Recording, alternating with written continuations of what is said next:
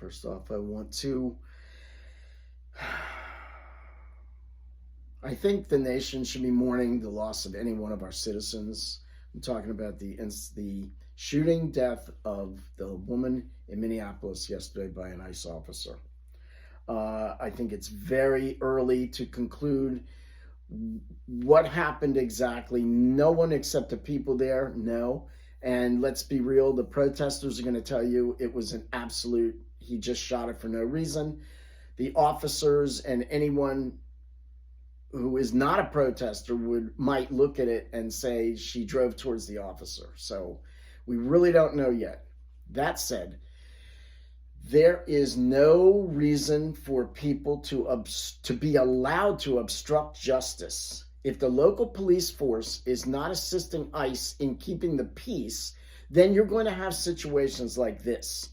So if these cities where they say our mayor says we're not going to help ICE, you don't have to help ICE, but you can keep the peace for the protesters that are throwing rocks, throwing snowballs, throwing ice, hitting cars, hitting ICE officer vehicles, blocking the traffic so they can't get out, mobbing their cars.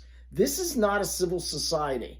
And the police forces and the mayors and the governments of these cities where this is going on, this is totally irresponsible. And this is what escalates this. Having people told that they can just go out there and obstruct justice like this is naturally going to end up in a country of 350 million people. You're going to have situations like this that occurred yesterday. It's inevitable. So stay home, mind your business would be the safe thing to do. How many times have we heard about people, the lady bringing her baby in the middle of this in another incident? How stupid is that to do?